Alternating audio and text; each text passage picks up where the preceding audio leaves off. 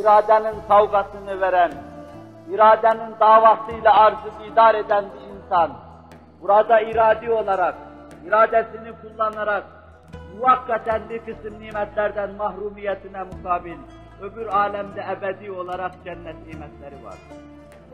İradenle muvakkaten bir kısım nimetlere karşı sabredeceksin. Görüyorsunuz ben orucunu manada alıyorum.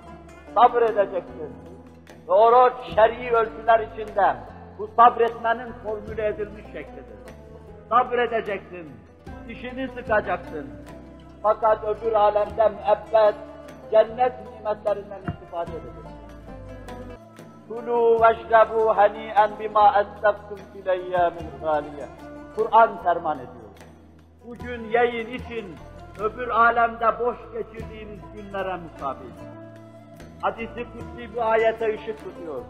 Allah mahkeme-i kübrada herkesin dehşet alıp da dehşet içinde secdeye kapandı. İki büklüm oldu. Saklanacak yer ve menfez, melce ve mence aradığı günde. Bir kısım kullarına şöyle ferman edecek kutsi hadis anlatıyor. Kullarım, ben dünyada size çok defa bakıyordum. Renginizi sararmış, kasıklarınızı içeriye girmiş ve iki büklüm görüyordum. Benim için bunlara katlanıyordunuz. Kulû veşrebû hani'en bimâ esteftum fil eyyâmil gâliye. Dünya imtihan dünyasıydı. Bir sahraya girdiniz, su yoktu, ekmek yoktu.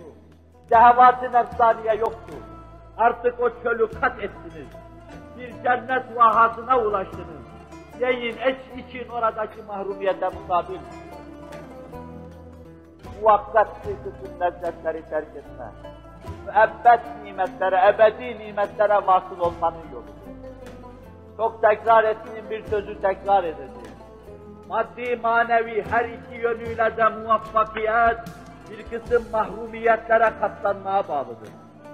Hayatında herhangi bir mahrumiyet olmayan kimsenin ya da bir kısım meselelerde muvaffakiyeti görünse bile ahiret hayatına ait o aleyhinde işlemiştir. İnsan herhangi bir çileye maruz kalmadan, tekme tokat yemeden, ıstırap görmeden, hapislere girmeden, istintak edilmeden, çilesiz olarak sıçrayıp merdivenin üst başına çıkabilir. İslam adına da bu olabilir.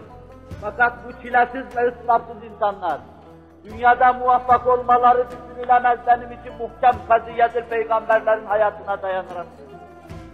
Çilesiz insanın muvaffak olması mümkün değildir. Peygamberlerin hayatına dayanarak söylüyorum. Ashab-ı Resulullah'ın hayatına istinad ederek söylüyorum.